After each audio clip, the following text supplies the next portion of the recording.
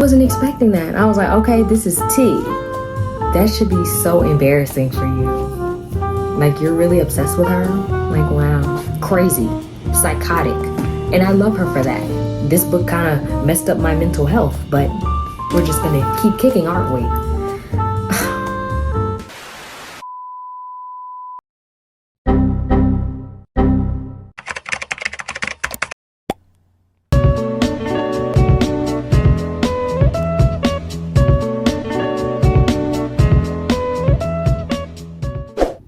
Hi, I'm Jaden. This is my YouTube channel, and today I'm going to be reviewing some of the books I've read this year. I used to be an avid reader growing up, but I feel like between school and work, when I had a job, I would read less and less. So this summer, and really since the beginning of this year, it's been my goal to spend more time with reading, and I feel like I've made a lot of progress, like as opposed to like how much I was reading before. So I thought it would be cute to make a book review video, because I love book review videos, especially when I'm trying to buy a book. Because I'm easily convinced, I feel like I have to watch enough book reviews to be like, okay, this is a good enough book for me to buy myself. So yeah. So the way I'm going to be doing this video is I'm going to do basically 2 reviews for each book, or a review cut in half. First, I'm going to do a general review, spoiler free. You don't have to worry about it. And the second review, I'm going to go into detail, and there will be spoilers involved. But I will put the mark on each part so you can skip ahead if you haven't read the book yet and you don't want to know any of the spoilers. So let's get into it. Okay, let's get there.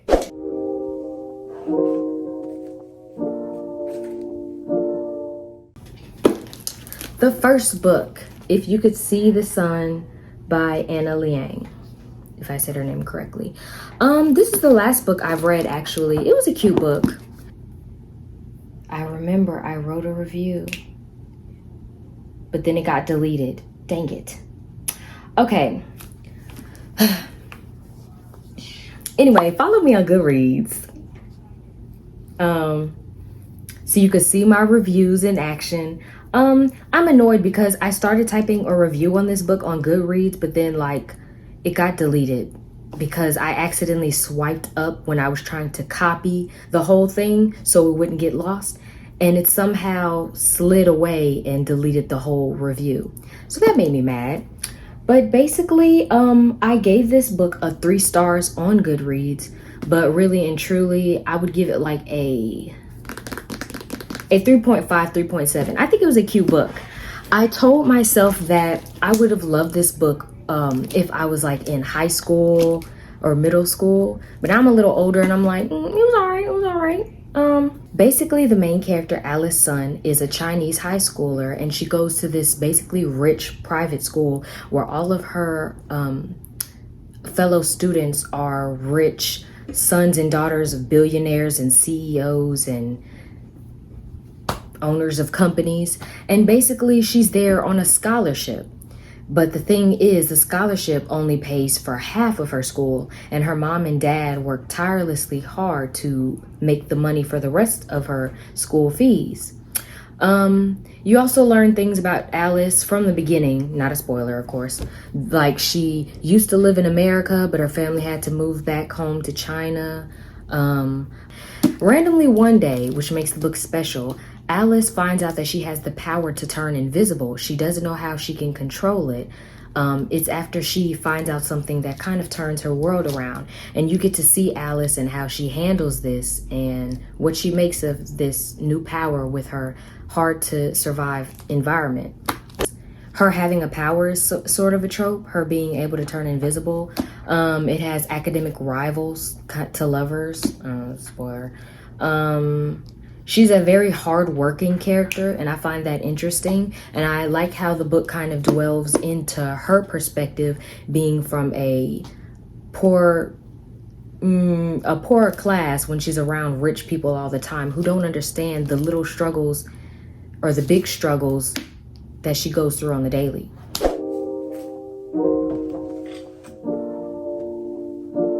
Okay, this is the more This is the spoilers included, more detailed part of my review, so skip ahead if you want to read this book or you don't want to know anything.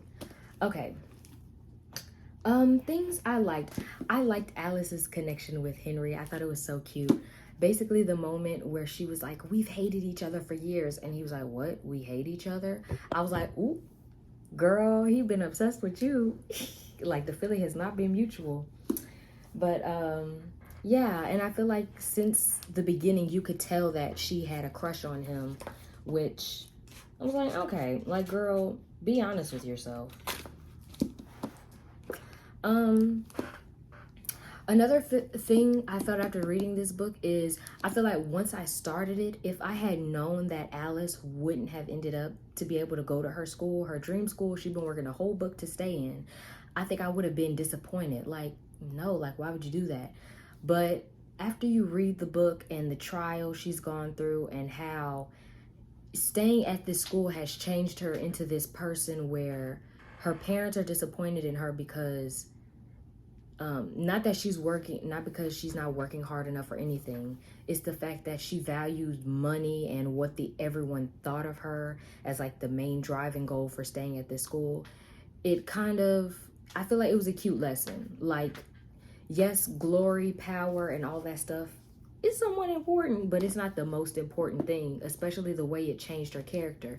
And once she no longer had that burden to hold on her back, she could be Alice outside of these types of things. So I feel like in the end, it kind of makes you question, ooh, I wonder what type of character Alice would have grown into now that she doesn't have this burden to hold on to.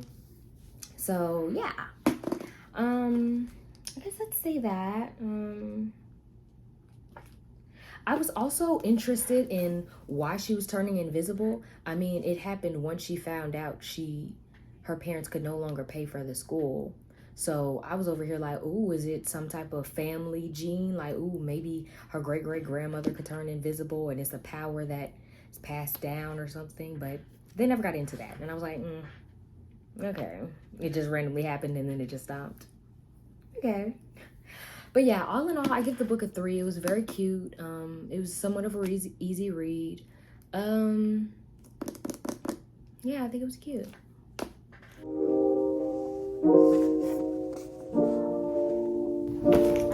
Okay, this is a very popular book, The Cruel Prince by Holly Black. Okay, so, oh yeah, let me pull up the review as well. Yeah, I do not like the Goodreads, the way it looks on the computer. I feel like it's much easier like doing the app on your phone, except for the point that twice I've accidentally scrolled and deleted my reviews. But Goodreads got to get that together.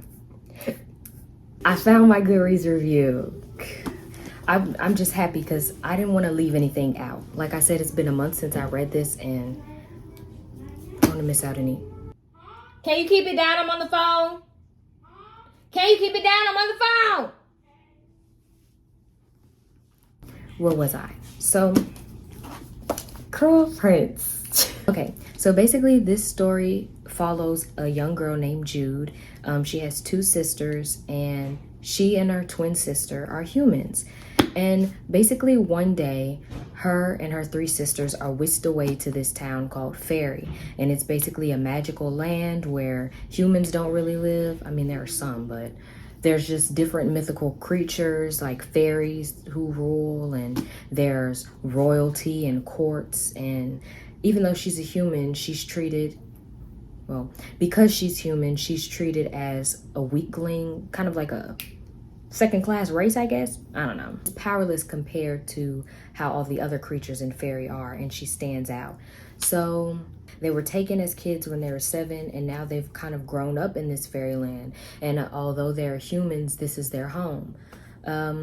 Jude is a fighter.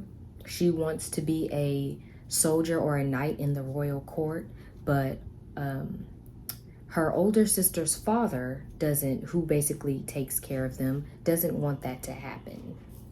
Let's just say that. She feels she's not ready. So basically this book follows how she's trying to prove herself that she's worthy because she is a good fighter. Okay.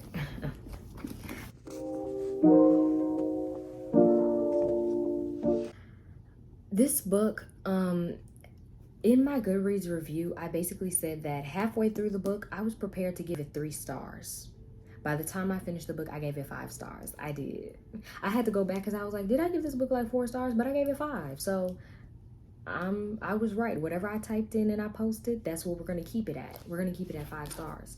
Basically, what got to me was the coronation. Ooh, the coronation. It gave me, if any of y'all watch Game of Thrones vibes, I'm gonna just say the Red Wedding. That's the vibes it gave me, because I should have expected some of it, but I wasn't expecting it to be on that level. Homeboy was killing everyone in his family. Everyone. And I wasn't expecting that. I was like, okay, this is tea. But I will say it's just interesting because as I was reading the book, I kept wondering, ooh, you must instantly think the cruel prince is Cardan because he's a prince and he's cruel. And he's the one who's in Jude's life that she sees on a daily basis. So of course it's gonna be him. But as she, hold up, what's the name of the king who was?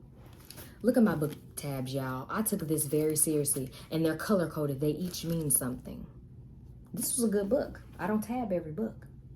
Okay, so when Jude was under Prince Dane's control, then I had the type of like concern, like, oh, maybe he's gonna end up being the cruel prince because he's not the worst king. Like, he's not as extra and childish as Cardan, and he doesn't seem to beat his brother the way Belkin, I'm sure I'm saying his name right, does. But still, the way he was kind of controlling Jude, I was like, really, you can't trust any of the royal people in this. Good heavens.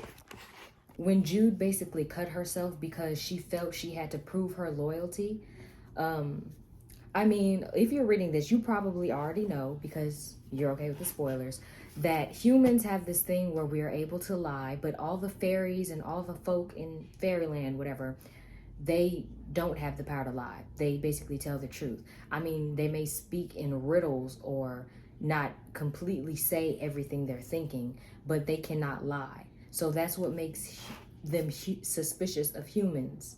So, and this is another almost kind of power that makes Jude a little more special. Like, she's strong, she's a good fighter, but because she's human, she can be a good spy, she can fight, she can lie. You know what I'm trying to say. Anyway, and I feel like once I saw how Dane was kind of using that, like, oh, because you can lie, I don't trust you, and how he would just be very suspicious of her and make her want to prove herself, I was like, there's something wrong with him too. I saw a review of the book where someone was like, oh, when y'all, like, talking about Cardan and Jude, like, oh, when y'all meant enemies to lovers, like, this is toxic. They're trying to kill each other. They're crazy. Yes, that's what enemies to lovers is.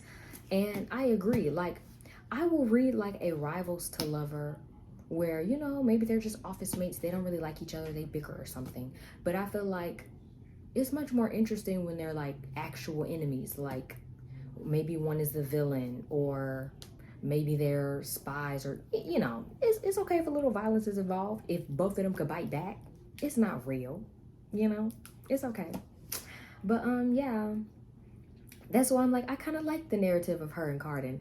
And oh my gosh, I love that scene where she had homeboy as hostage, and he basically was like, I think of you, or he was like, she was like, why do you have that weird note with my name scribbled? And he's over here like, because I constantly think of you. I can't get you out of my head. It was like, ooh, like, that should be so embarrassing for you.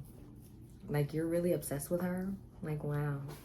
That's when it started. And I don't know, something about that was cute. Because you could tell even when he was kind of bullying her, he would kind of push his friends off to the side or deter them when, like, oh, this is lame or something. You know what I mean? I don't know. So yeah, it's toxic, but the thing I like about in enemies is that it's on an even playing field almost. Like, I'm not into like those bully romances where it's like a guy's just mean to a girl and she's just crying about it. I don't like that. That's gross. But homegirl fought back. she put a knife up to homeboy's neck and sliced him a little bit. You know, when she would get her opportunities, she would use them. And now into the book, she's basically controlling him.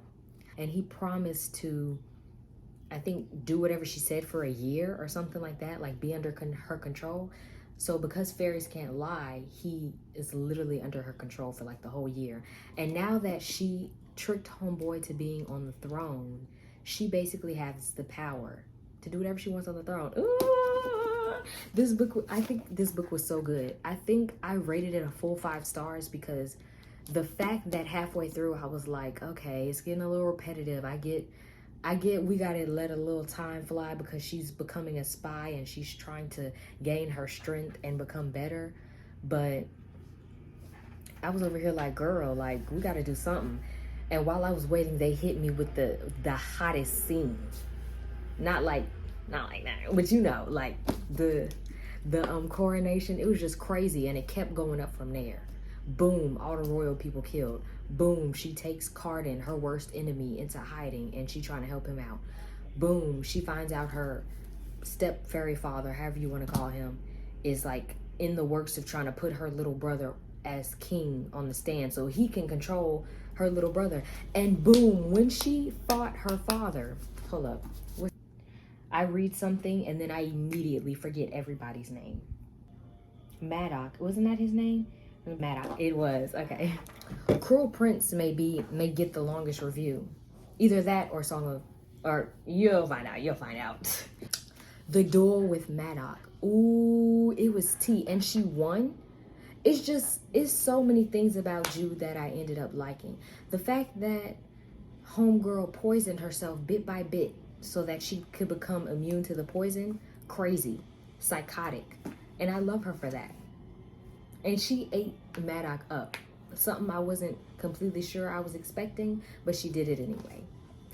But yes, that's another scene that I was like, I love that. Like she literally dueled her father and she won.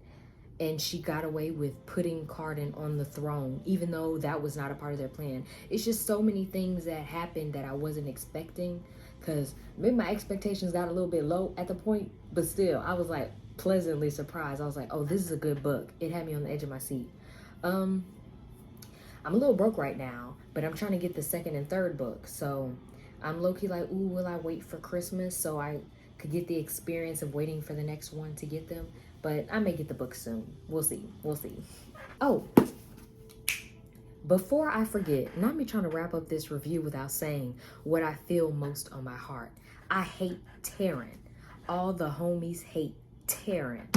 Ooh, don't even get me started. And I'm not even going to talk about that Foxy boy, whatever his name is, because we don't even care about him. But her sister, not only her sister, but her twin sister, her best friend who she grew up with, betrayed her multiple times. That whole weird thing with Locke is disgusting. Ugh. Ah. I'm like, how you put your sister in like a fake relationship with your man because he said this is a testament to y'all's love, and you make your sister look dumb like behind her back. It was so many levels of weird. And when Locke had the nerve to be like, ooh, I didn't know you would duel over me, Jude, I was like, you idiot, that had nothing to do with you. She was fighting her sister because her sister was acting ratchet. I'm like, I just don't understand how you could do that to family, because it was not necessary. Like, if you just told him, no, I want to be with you, but I'm not gonna have you fake date my sister as a testament. Like, Taryn is so weak. She is so weak. And I have a feeling that they may try to give her a redemption arc. I may have been spoiled on that or something. Maybe I'm wrong. I don't know. But no matter what they do, she's in the gutter for me. And it's the fact that Jude would always have Taryn's back. And even when Taryn was afraid of the others when they were bullying her, she would protect her sister and be like, I don't care if you betray me, or while they're bullying me, you don't help because I don't want you to get hurt. I love you that much. And it's like, you know, your sister loves you that much and she will protect you or do anything for you, but you still stabbed her in the back, had her, well, thinking that she was in this relationship with a guy who cared about her when it was just for laughs. Ugh. Ugh, it just gave me the ick. Ugh. Ciao. Cruel Prince was a good book. I recommend. I feel like it's like one of my first fantasy books because I like romance. So at first I was like, this book ain't have as much romance as I expected, but it was really good. Like the plot was kicking in that I didn't even need that. Okay, next book.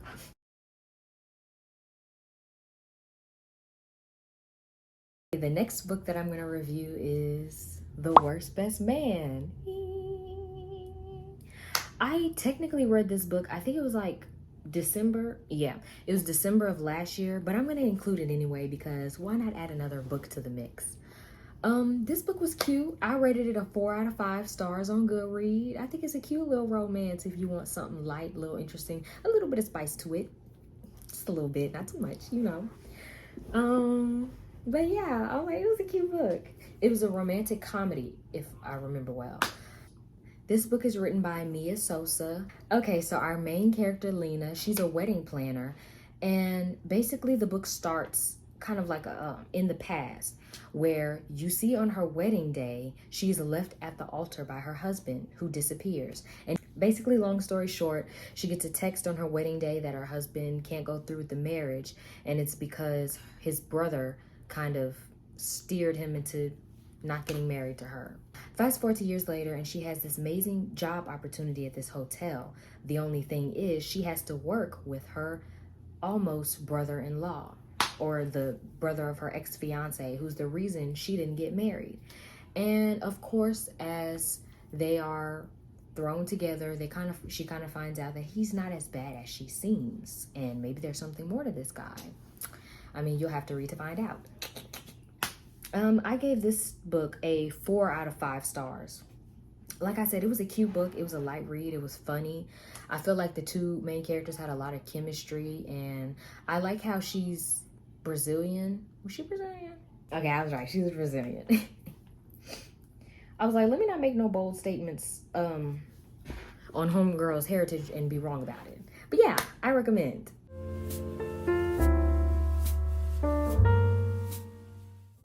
Because I don't have much to say about it on the spoiler end, except for the fact that I wish that the book continued to kind of show their relationship afterwards, because it feels like after all they've gone through, once they finally end up together, the book is just over with and you don't get enough context to kind of how their life would be following it, you know? And I mean, I get it. It's like the chase or whatever, or like the trying to get together that's the interesting thing about a romance and stuff. But I'm still like, I feel like with the type of couple they were, we didn't see them together enough. So it was like, just a little bit more of what happened afterwards would have been interesting. I don't know. I know that Mia Sosa wrote a second book where she follows Mia Sosa follows the main love character, his best friend, and kind of his love interest. So the two main characters of this book will probably be in the second one, and you may get to see a glimpse of them. Still, I was like, I wish I could have seen a little more of them, more focus on them as a couple after all that went down. But yeah, on to the next book. The next book I'll be reviewing is The Charm Offensive. I read this book digitally from the library. But anyway, basically the story follows Dev, and Dev is a producer on this show where it's similar to like The Bachelor, where one man dates like 20 or so women. And Dave has worked on this show for years, and because even though it's reality and it's fake and he writes everything, he still believes in romance, and he somewhere in his mind still thinks that all of this is real. Charlie, he's more of a pessimist. He's only doing the show because he needs to improve his public image after certain things occurred in his career. And basically, the book is about the both of them trying to get to know each other. Dev trying to bring Charlie out of his shell and trying to help his image on the show. And Charlie kind of getting to know Dev as well. And of course, it's a romance. What's that really risky clip? And they were boys. But Yeah, it's a really cute book. I'm looking and I rated it a 5 out of 5 on Goodreads, which I wouldn't say it deserves anything less. Now in my head, I'm like maybe a 4.5 because another book that I rated that I will be talking about in this video, I look back on Goodreads and I rated it a 4 out of 5. And I'm like, Jaden, this book was, I don't know. We'll get into that in a minute. But yeah, I do recommend if you like romance. It's really cute. I like how the book is dual point of view. It switches between Dev's and Charlie's perspectives. And it's also like you follow along as they film the reality show. So it's almost like they'll be like, ooh, episode da-da-da, and this happened. So I like how the writer set it up. I also like how this book really touches on mental health, and it's like both characters kind of struggle and deal with things, even though they may seem perfect or one way on the outside. And I feel like the author did like a really good job of dwelling into that, and like it feels a lot more realistic than like sugarcoating everything. So yeah, it's a cute book. I recommend. It's a good romance. Yeah.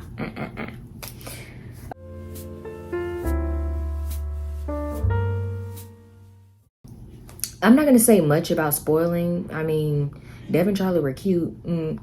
Um, oh, I haven't read this book in a few months, but what comes to mind is that scene when they're in the kitchen and basically Charlie is kind of having this, I don't know how you would say it. Charlie deals with OCD, as most readers know. So he kind of has a bit of a panic and Dave kind of calms him down. But it was like one of the first scenes where it's like, you see how deep their connection is. And I'm like, ooh, you know, I was like, this is cute. He tucks hair behind ear. Ooh, like, that's cute.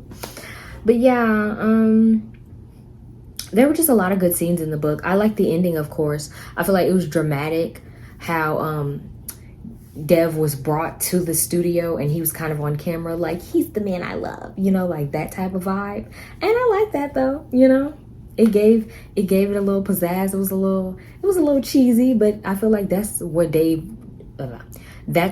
wanted. Like he wanted his spotlight, his romantic moment.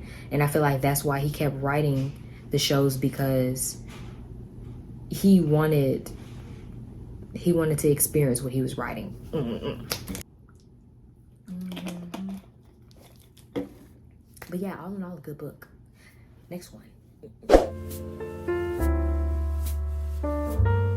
So the next book I'll be talking about is called They Both Die at the End. I bet you can guess what happens at the end of this book. Yeah, okay. This book was written by Adam Silvera, and it's about these two boys. This book is also a duo point of view. And basically in this universe, there's this app, whatever you call it, called Dreamcast. And basically they call you the day you're going to die. And I feel like this concept is so interesting. It gave it more of a dystopian vibe. I feel like what makes it a little more, I feel like what makes it almost a little more realistic is the way we are with technology today. It's almost as if everything has become so desensitized because we see everything on a daily basis. So the fact that it's just this normal app they have, like, oh, they call you when you're going to die that day, and there's nothing you can do. You can't change it. It's your day, you know, to die. Yeah. A part of me is like, I really didn't need to read this book with like my current fear of death. It makes me very anxious, the thought of death, and I feel like I spiral thinking about it. So really and truly, this is not the type of book I should have read in the headspace I'm in, but I read it anyway because I needed another book for this video. And because my friend recommended it to me, I wanted to give it an open mind, because I heard like a lot of back and forth with this book. I heard a lot of negative views, but I heard like a good amount of positive views as well. But because my friend recommended it to me, I'm like, I'm gonna give this book an open mind. And I felt like I'm somewhere in the middle. Okay, I gave this book a 2.5 to 2.7 out of 10. I don't know. Not out of 10, out of 5. I know what I'm trying to say. I gave this book like a little over 2 stars because it wasn't terrible. I feel like the concept of Dreamcast is very interesting. The execution was all right. I just feel like it took me halfway through the book for the characters to really like meet and have a connection, and it took a while for the story to kind of get along, which I understand. I like certain aspects. Like I said, I think Dreamcast is really interesting. I feel like it should have been delved into just a little bit more, like the behind the scenes and what it's about, how it's done. I feel like the author's writing style was okay for me. It could have, I don't know, like at some points I would be like, this feel a little millennial. Like the second main character, Rufus, would be talking and I'd be like, okay. Like I'd be kind of giggling at some of the stuff. I'm like, okay. Okay. But yeah, I feel like it was an okay book. Take everything I say with a grain of salt, because you may read this book and it may rock your world. Or maybe the opposite. You may read this book and be like, it deserves 0 stars. I don't know. It was okay for me. Yeah. Spoiler review next. Okay. Okay. Despite me feeling like I couldn't get into the book for a while, I feel like Mateo was a really sweet character. So when his death inevitably happened, it kind of tugged at my heartstrings. I feel like I actually was feeling sad. Like I teared up a bit. I was like, oh, not little baby, you know? Like that was sad. Cause even though you're expecting like they're gonna die, when it happened, it came out of left field for me. Cause I was like, oh, I wasn't expecting him to die then and there. But yeah, I liked the format of how we're kind of counting down the days. It made the book feel a little longer at some points though, so I don't know. But yeah. Like I also said, I feel like Mateo and Rufus took forever to have a connection, so it kind of felt very dragged out, and I think that's why I didn't like the book as much as I would like others. But it was alright. I will say I liked how certain things were connected, like the girl who, the ex-fiance of a guy who worked at Dreamcast, and he was the one who told Mateo or Rufus, one of them, that it was their last day. I just like how everything was kind of full circle, and every once in a while you get a chapter narrated by a random character, and you're like, who is this? But you find out they're somehow connected to Mateo and Rufus. So I think that was very interesting. I will say, with people who are like, oh, I didn't expect him to die at the end. Shut up. It's literally the title. It's literally the title of the book. And it wouldn't be quirky if it was a lie. It wouldn't be interesting if it was a lie. So I'm like, yeah. Rufus's character was okay. Like I said, I kind of giggled at the writing style of the author because it felt like very, like I said, a little millennial. Like, ooh, he's New York, or he's from the streets, like, you know, like, okay. Like his accent would make me cringe a little bit at times. Like his character felt too charactery for me to get into him. But I feel like this book would be a cute like show or movie. Like if this was a movie, I would watch. I feel like you might be interested seeing it instead of reading it, because I didn't feel much of a connection in book form. But yeah, on to the last book of the review. Pew, pew, pew.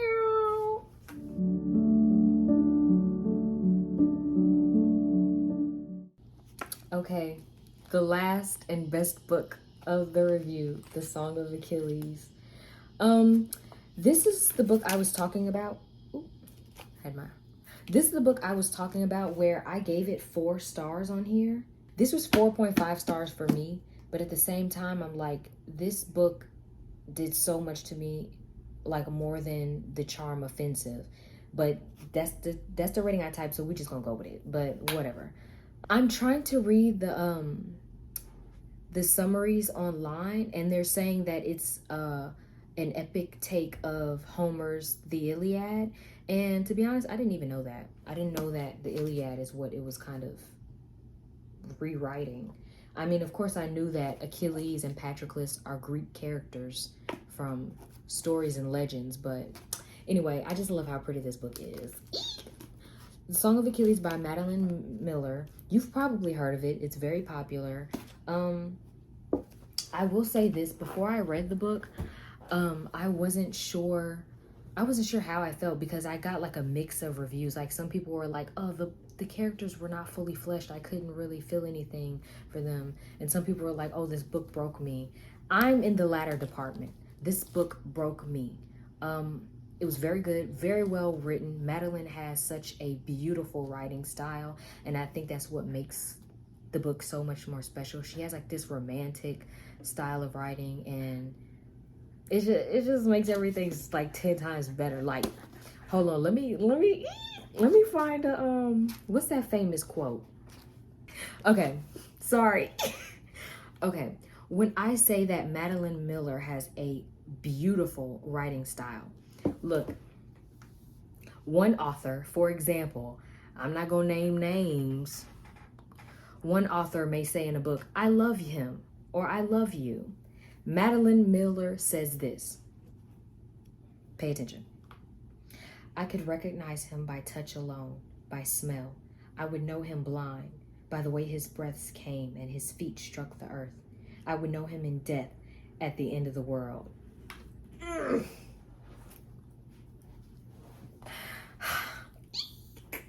I'm just like, girl, get into it.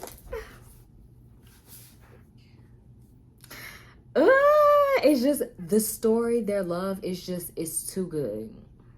It's too good. Okay. Basically, the Song of Achilles follows two boys. The main character, his name is Patroclus, and you read the whole story from his point of view. Basically, Patroclus is a prince, but he is banished and he has to move to Phthia, where he is no longer a prince, of course. His father practically disowns him. Patroclus grows up with Achilles, who's the son of the king of Phthia. And basically the book covers their journey from boyhood to manhood as they grow up closer together as friends, and as that grows into love over the years, and just everything that they face, the trial era, as Achilles, who is part God, wants to claim glory and have a historic adventure, you know. I'm not good at explaining like the whatchamacallit of a book, but I know what I'm talking about, okay? I'm not all that into Greek mythology. I mean, I feel like it did interest me when I was like in middle school, but I'm not well versed in it.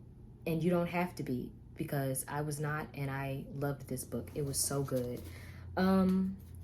There were a couple of parts, like towards the middle, I feel like it got a little slow for a minute, but then it picks up when certain events occur. I'm not gonna say what events occur. It's just one of those books that like it kind of sticks with you and you kind of think about it from time to time. So yeah, like after I finished, I was like 4 out of 5. But like after I kept thinking about it, I'm like, this is a good book. Okay, moving along to the spoiler part.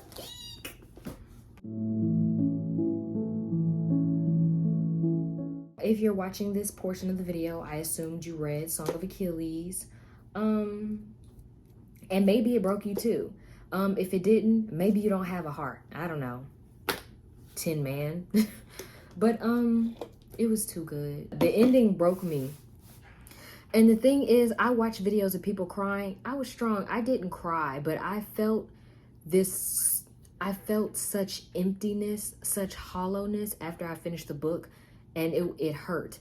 I was like, oh my gosh. I scratched that. I did cry. I remember tears dropping when Patroclus died. I love Patroclus so much. When Patroclus died, a part of my soul died with him, because he was just such a good character. He was so sweet. And the thing is, I predicted his death and how he would have died. And when it happened, I was still surprised. Inserts clown emoji. I told myself when they said, not Aristarchus, whatever was like best of the Greeks or the best of them, when the prophecy was like, Achilles will die when the best of them dies, I was like, Patroclus is gonna die.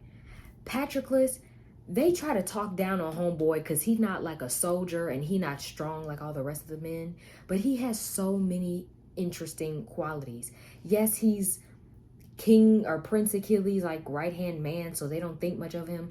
But I'm like, he has the most purest heart, and maybe he doesn't always make the right decisions because he's in love or whatever, but he generally like goes out of his way to try to do the best that he can for other people. Ugh, yeah. I don't know, but I immediately knew it. And I was telling myself, I'm like, if Achilles is strong and basically undefeated, why would he die? And of course it would be if the only person he cared for on earth died, like his one true love. So I was like, oh, they're gonna kill my homeboy. And look what they did. And that little running joke, they were like, why would I kill Hector? What has Hector done to me? I love that joke. But I knew it. I'm like, Hector gonna do something to you.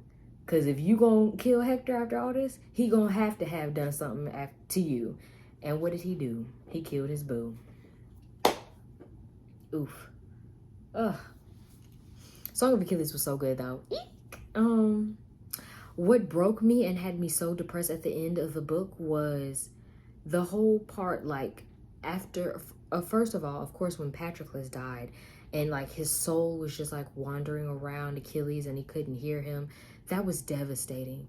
And just seeing Achilles, who you kind of see as, I'm not, of course his character isn't perfect, but he's basically like the golden boy. He's the prince, he's strong, he's part God, he's the hero of the book. You don't get to see such a devastating side of his character. And after the loss of Patroclus, it's like jarring. I don't know. Yeah. See, I'm like, it's been a while and I'm just in awe. I'm like, yeah. Like Madeline ate with this one. Which I'm like, I know I'm going to have to read Circe next or eventually because I can't let her writing go. I'm gonna have to see what other books she got on the roster because I'm gonna buy them all, apparently.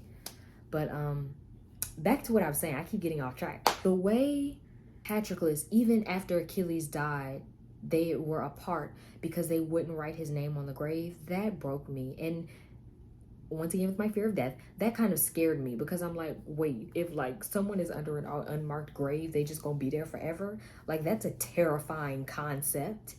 And just the way he was like, I can never have peace and never fully be with him, because even in life they had to hide it, and especially with his mother. But in the end, when his mom, when Thetis, I don't know how to say her name, when she finally marked his name on the graves and they could be together,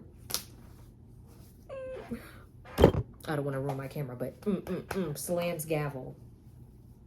I was like, oh, I was broken. And you know, it's crazy when the books somewhat have a happy ending. Like, they ended up being together in death. But I was still broken, just depressed, walking around the house like, I don't know what to do with myself. Like, you can't just like drop a bombshell on someone, Madeline, and just be like, oh, that's the end of it. Deal with that for the rest of your life. Like, this book kind of messed up my mental health, but we're just going to keep kicking, aren't we? She did the thing, though. She did the thing. It was good. Yeah. And oh my gosh, before I wrap it up, like I said, I love Patroclus. He was my favorite, of course. He's the main character. But just his like heart of gold, and it's like he wasn't the strongest and people like treated him kind of like dirt because of it. Like, his father was like, you're a weak boy, you can never be king, and everyone else would disrespect him because like, you may be the prince, but you're not strong, you're not, you know, anything. But just the way that he became a healer and he's like smart in other areas, which is also why that scene where he took Achilles' armor and in place of him, and he was basically doing the thing, throwing javelins, kicking butt. I was so proud. You know, it's crazy when you read in a book, but you like, whoa, like it's a sports game. I'm over here like, ooh, like Lil Baby is a soldier now. Like, he's really fighting the good fight, you know? I mean, it's terrible. It's war. They basically killed these people because they were trying to take over their home. But they were also trying to get that lady, which I'm not even going to go into that, the whole politics of the war. That's a book that stays with you. But yeah, highly recommend. If I was to do like a favorite book of this haul, definitely Song of Achilles. I don't know. Maybe I need to go back and change my ranking system. I don't know what's wrong with me. But maybe, not me burping in the camera. I'm sorry, y'all. Maybe there were a few things in Song of Achilles I was like, could have nitpicked, but even though it wasn't perfect, it made it the perfect book. So, ding, ding, ding. This is my favorite book of the haul. And I would say that this is the runner-up, The Cruel Prince. It was really good. And it surprised me as well. And I feel like I'm excited to read more books by both of these authors. So that's what I recommend the most. But I feel like all the books that I've read are pretty decent. Okay, if you stuck around and watched this whole video, thank you so much. I really hope you enjoyed. If you did, please like this video and subscribe so you can see more. Please comment down below your favorite books. If you have any of the same opinions as you do with me on these books, even if you have other opinions, like I want to talk more. And I want to know how y'all feel about this video. Like, I can do more book recommendation books. I'm not the fastest reader like some of the people who have book channels, so the book video is not gonna come out like instantaneously, but I'm like, if y'all like these videos, I will surely make more because it was fun to make and I love reading. I hope you have a good rest of your day, and please watch more of my videos if you like them. Bye. That was good, Jaden.